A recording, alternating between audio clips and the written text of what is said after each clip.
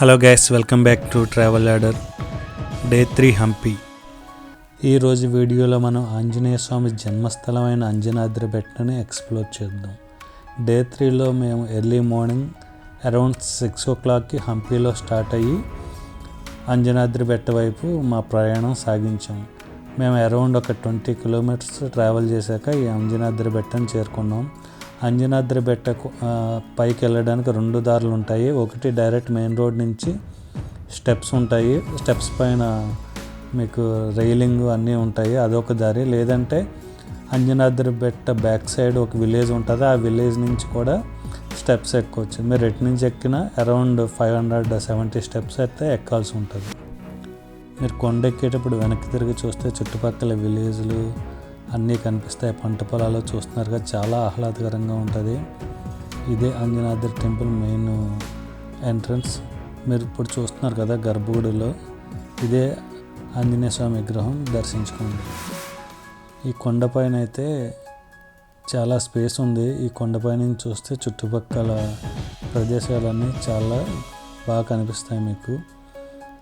ఆ పచ్చని పంట పొలాలు, ఆ పక్కన ఉన్న తుంగభద్ర నది, చుట్టుపక్కల ఉన్న కొండలు, చాలా ఆహ్లాదకరంగా ఉంటుంది ఇక్కడ వాతావరణం. మీకు విండ్ కూడా చాలా ఎక్కువగా ఉంటుంది. మీరు ఇక్కడ చాలా టైం స్పెండ్ చేయొచ్చు. ఒక 2 hours అన్నా మీరు ఇక్కడ ఈజీగా స్పెండ్ చేయగలుగుతారు ఈ ప్రకృతిని ఆస్వాదిస్తూ. చూస్తున్నారుగా ఆ పచ్చని పంట పొలాలు, ఆ తుంగభద్ర నది. ఈ టెంపుల్ ప్రెమిసెస్లో కొంచెం మంకీస్ ఎక్కువే ఉంటాయి. ఇంకోటి ఏంటంటే కొందరు షూ అండ్ చెప్పులు కింద వదిలిపెట్టి తమ పాదాలతోనే పైకి ఎక్కుతున్నారు. కొందరు ఏంటంటే షూ చెప్పులతో పైకి వస్తే కనుక మీరు ఇప్పుడు ఈ చూస్తున్న ఈ ప్లేస్లో అయితే మీరు వాటిని అక్కడ పెట్టుకుని టెంపుల్లోకి వెళ్ళొచ్చు. It depends. ఇది కర్ణాటక ప్రజల నమ్మకం ప్రకారం ఏంటంటే అంజనాదేవి ఆంజనేయ స్వామికి ఇక్కడే జన్మనిచ్చారని వాళ్ళు చెప్తారు. అంతేకాకుండా ఆంజనేయ స్వామి బాల్యం మొత్తం కూడా ఇక్కడే గడిచిందని, ఇంకా మీరు ఈ కొండని డ్రోన్ వ్యూలో చూస్తే ఆంజనేయ స్వామి ఆకారంలో ఉంటుందని కూడా ఇక్కడ ప్రజలు బిలీవ్ చేస్తారు. ఇక్కడ ఆంజనేయ స్వామి మాలేసుకున్న వాళ్ళు అయితే చాలామంది టెంపుల్ని పక్కా విజిట్ చేస్తూ ఉంటారు. మీరు చిన్నప్పుడు ఒక కథ వినే ఉంటారు, ఆంజనేయ స్వామి సూర్యుడిని మింగాలనుకున్నాడని. అది కూడా ఇక్కడే జరిగిందని చెప్తారు. మీరు ఈ కొండపైన ఎంత టైం స్పెండ్ చేసినా మీకు తెలియదు, ఎందుకంటే చుట్టుపక్కల ప్రదేశాలు అంత ఆహ్లాదకరంగా ఉంటాయి. చూస్తున్నారు కదా, కొండపైన ఏర్పడిన చిన్న వాటర్ పాండ్స్, చాలా గ్రీన్ కలర్లో ఉన్నాయి వాటరు. ఇలాంటి 2-3 మీకు కొండపైనే కనిపిస్తాయి. ఇక్కడ నుంచి చూస్తే మీరు చుట్టుపక్కల ప్రదేశాలు, అలాగే విరూపాక్ష టెంపుల్, హంపి కూడా చాలా కనిపిస్తుంది మీకు బాగానే. మీ దర్శనం అయ్యి చేసుకుని ఇక్కడ టైం స్పెండ్ చేసిన తర్వాత మీకు ఇంకా టైం ఉంటే కనుక ఈ అంజనాద్రి హిల్స్కి దగ్గరలోనే ఉన్న సనాపూర్ లేక్ అయితే వెళ్ళండి. సనాపూర్ లేక్ అరౌండ్ 5-6 kilometers ఉంటుంది అంజనాద్రి బెట్ట నుంచి. సనాపూర్ లేక్ అంటే ఇది తుంగభద్ర రివర్ లెఫ్ట్ కెనాల్ అనమాట. ఈ లెఫ్ట్ కెనాల్ దగ్గర చిన్న రిజర్వాయర్లా ఉంటుంది. ఇక్కడ ఏంటంటే క్లిఫ్ జంపింగ్ ఇంకా కొరాకిల్ రైడు 2 ఇక్కడ మీరు ఎంజాయ్ చేయొచ్చు. మేము వెళ్ళినప్పుడు వాటర్ ఫ్లో ఎక్కువ ఉండటం వల్ల ఏంటంటే cliff jumping, coracle ride 2 cancel చేశారు, వాళ్ళు ఆపరేట్ చేయట్లేదు. సో నాకు ఛార్జెస్ గురించి అంత ఐడియా లేదు. మీరు వెళ్ళినప్పుడు అయితే వాటర్ ఫ్లో ఎక్కువ లేకపోతే మీరు ఇక్కడ క్లిఫ్ జంపింగ్ అయితే చాలా ఫేమస్. ఆ ఛార్జెస్ అయ్యి ఎంక్వైరీ చేసి మీకు ఇంట్రెస్ట్ ఉంటే ఈ యాక్టివిటీస్ని కూడా ట్రై చేయండి. అరౌండ్ 12 o'clock కల్లా మేము తిరిగి హంపి చేరుకుని హంపీలో మిగిలి ఉన్న ప్రదేశాలను అయితే సందర్శించడానికి మేము స్టార్ట్ అయ్యాం. మేము ఫస్ట్ విజిట్ చేసిన టెంపుల్ అయితే కృష్ణా టెంపుల్. ఈ కృష్ణా టెంపుల్ ఏంటంటే విజయనగర సామ్రాజ్యం ఒరిస్సా ప్రాంతంలో, ఇప్పుడు ప్రజెంట్ ఉన్న ఒరిస్సా ప్రాంతంలో యుద్ధంలో నగ్గినందుకు గుర్తుగా ఈ టెంపుల్ని విజయనగర సామ్రాజ్యం రాజు అయితే నిర్మించారు. ఈ టెంపుల్ అయితే చాలా బాగుంటుంది ఆర్కిటెక్చర్. అది ఇక్కడ ఏమీ కృష్ణుడి విగ్రహం అది లేదు ఇప్పుడు ప్రజెంట్. ఇప్పుడు ఇక్కడ ఉన్న కృష్ణుడి విగ్రహాన్ని తీసుకెళ్ళి చెన్నైలో మ్యూజియంలో అయితే పెట్టారంట. ఇక్కడ ఏంటంటే ఓన్లీ మీరు ఫొటోస్ అవి తీసుకోవచ్చు. ఆర్కిటెక్చర్, టెంపుల్ ఆర్కిటెక్చర్, ఆ శిల్పకళ అంతా చాలా బాగుంటుంది. ఇక్కడ 2 ఏనుగులు కూడా ఉంటాయి, వాటిని చాలా బాగా చెక్కారు. కాకపోతే వాటిని కూడా డ్యామేజ్ చేశారనమాట. మీరు ఇక్కడ కొంచెం టైం స్పెండ్ చేసి టెంపుల్కి సంబంధించిన చరిత్ర అది తెలుసుకోవడానికి ట్రై చేయండి. ఇక ఇక్కడ గైడ్స్ కూడా ఉంటారు. మీకు బాగా ఇంట్రెస్ట్ ఉంటే గైడ్స్ని కూడా మీరు హైర్ చేసుకోవచ్చు, లేదంటే గైడ్ వేరే వాళ్ళకి చెప్పేటప్పుడు వినటమే. So choice is yours. Temple అయితే చాలా పెద్దగా ఉంటుంది. పెద్దగా టెంపులే కాదు, చాలా విశాలమైన టెంపుల్ కూడా. చాలా పెద్ద ప్రాకారాలు ఉన్నాయి. నేను చెప్పిన ఏనుగు ఇదే. 2 ఏనుగులను చాలా బాగా చెక్కారు, కాకపోతే డిస్ట్రాయ్ చేశారు. చూసారుగా, ఇది టెంపుల్ ముందు ఉన్న మండపం లాంటిది. ఈచ్ పిల్లర్ మీద ఏదో ఒక కళాకృతులు అయితే చెక్కుంటారు. మీరు టైం ఉంటే కనుక ఒక్కొక్క పిల్లర్ని ఎక్స్ప్లోర్ చేయడానికి ట్రై చేయండి. ఈ టెంపుల్ చుట్టూరు కూడా చాలా విశాలమైన వరండాలు లాంటివి, మండపాలు లాంటివి కూడా ఉన్నాయి. ఇది టెంపుల్ లోపల భాగం.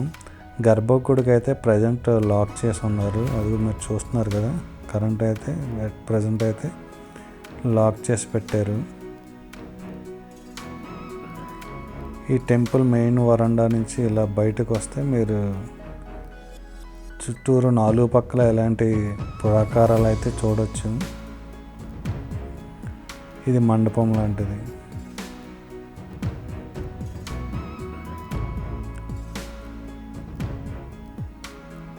వీలైనంత టైం అయితే ఇక్కడ స్పెండ్ చేయడానికి ట్రై చేయండి. ఈ లోపల కూడా చాలా చల్లగా ఉంటుంది. మీరు వెదర్ బాగున్నప్పుడు వెళ్తే, సమ్మర్లో వెళ్తే ఐడియా లేదు, కానీ మేము వెళ్ళినప్పుడు అయితే చాలా ప్లెజెంట్గా ఉంది టెంపుల్ లోపల. అలాగే టెంపుల్ బయట ఉన్న ప్రదేశాలను కూడా ఎక్స్ప్లోర్ చేయండి.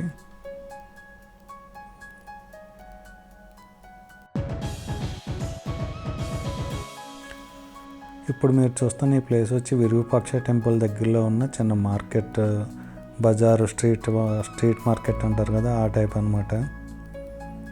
ఇక్కడ కొన్ని హ్యాండ్ క్రాఫ్ట్స్, ఇంకా బ్యాగులు రకరకాలు ఉన్నాయి. ఇక్కడ మీరు ఏమన్నా షాపింగ్ చేయాలంటే ఇక్కడ చేసుకోవచ్చు.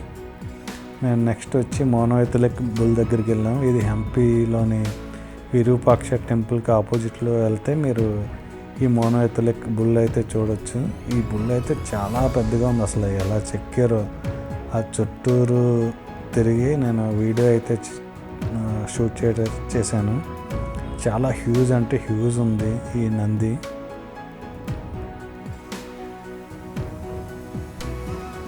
మోనోఎథలిక్ అంటే ఏకశిలా విగ్రహం అని అర్థం. ఇక్కడ గ్రీనరీ కూడా చాలా బాగుంది. మాతంగి హిల్స్ కూడా ఈ పక్కనే ఉంటుంది. చూస్తున్నారుగా ఎంత పెద్దగా ఉందో ఈ విగ్రహం. చాలా హ్యూజ్ అనమాట. అసలు ఎలా చెక్కారో అప్పట్లో. చాలామంది అయితే ఈ బుల్ చుట్టూరు తిరిగి దండం పెట్టుకుని వెళ్తున్నారు. నేను ఈ వీడియో చేసే టైంకి అరౌండ్ 70 సబ్స్క్రైబర్స్ ఉన్నారు. ఒక్కొక్కళ్ళు ఒక్కో లైక్ కొట్టినా కనీసం 50 లైక్స్ అయితే నేను ఎక్స్పెక్ట్ చేస్తున్నాను. Please like. ఎక్కువ లైక్స్ వస్తే ఎక్కువ మందికి రీచ్ అవ్వడానికి పాసిబిలిటీ ఉంటుంది. ఇప్పుడు మీరు చూస్తున్న ఈ గణేశుడి విగ్రహం వచ్చి కడలేకుల గణేష్ స్టాచ్యూ. ఇదైతే హేమకోట హిల్స్కి దగ్గరలోనే ఉంటుంది. లోపలైతే చాలా చీకటిగా ఉంటుంది. వీలైతే మీరు మొబైల్ టార్చ్లో లైట్ ఆన్ చేసుకుని చుట్టూరు తిరిగి చూడడానికి ట్రై చేయండి. నేనైతే నా మొబైల్ టార్చర్ వేసుకుని మొత్తం చుట్టూరు తిరిగి చూశాను. చాలా హ్యూజ్గా ఉంటుంది ఈ విగ్రహం. Don't miss. డే 3లో ఆఫ్టర్నూన్ కల్లా మేము ఆల్మోస్ట్ రిమైనింగ్ ప్లేసెస్ అన్నీ కవర్ చేసాము. ఇంకా ఈవినింగ్ జస్ట్ తుంగభద్ర నది పక్కకి వెళ్ళి రిలాక్స్ అవుదామని డిసైడ్ అయ్యి తుంగభద్ర నదికి వెళ్ళి ఇలాగా మా కాళ్ళు నా నదిలో పెట్టి అలా కొంచెం రిలాక్స్ అయ్యాము. అక్కడే ఉన్న లోకల్స్తో కూడా కొంచెం ఇంటరాక్ట్ అయ్యాము. వాళ్ళు ఫిషింగ్ చేస్తుంటే వాళ్ళతో కొంచెం చిట్ చాట్ చేశాను. ఆ వీడియో కూడా ఇందులోనే పెట్టాను. మీకు ఇంట్రెస్ట్ ఉంటే వాచ్ చేయండి. Thank you.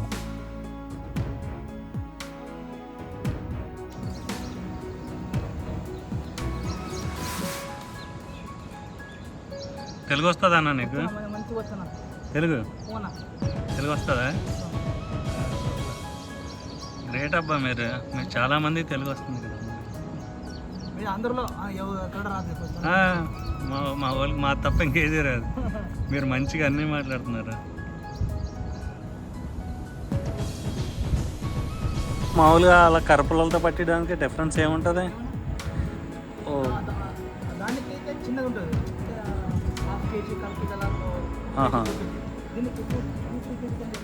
పడుతుంది. ఓకే.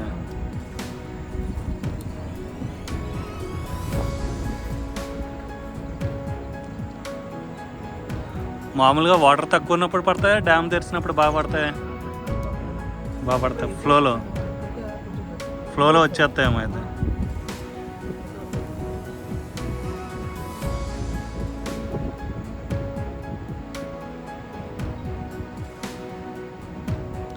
చేపడితే ఇలా పైకి లేపాలా, రోల్ చేస్తే చాలా?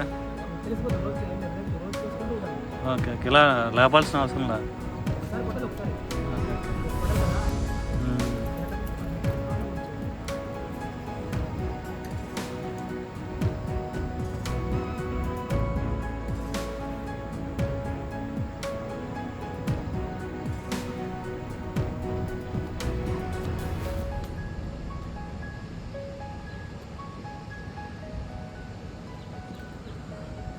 దీనికి పట్టుకుంటే తెలుస్తుందా?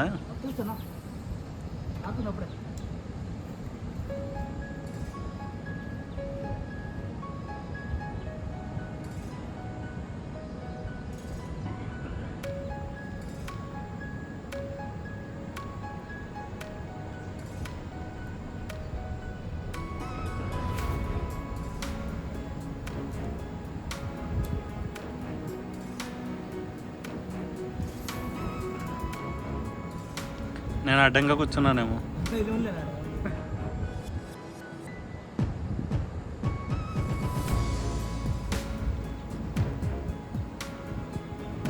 ఎక్కడ మీరు? ఇక్కడ లోకలైన హంపీయేనా?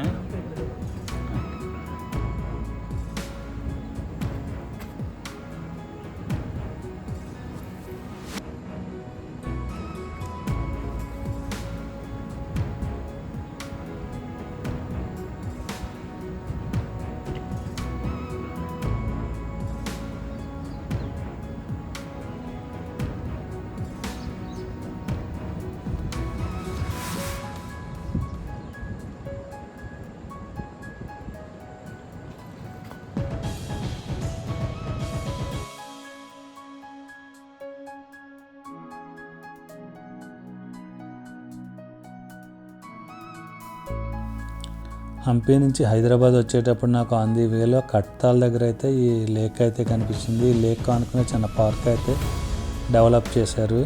నాకు ఈ విగ్రహం అయితే చాలా నచ్చి నేను ఇక్కడ కొంచెం టైం స్పెండ్ చేశాను. అలాగే వీడియో కొంచెం క్యాప్చర్ చేశాను. నాకైతే ప్లేస్ బాగా అనిపించింది. మీరు కూడా ఆన్ ది వేలో మీకు కనిపిస్తే కనుక ఆగి ఏమైనా ఫొటోస్ అవి తీసుకోండి. Thank you for watching. Don't forget to like and subscribe. Thank you.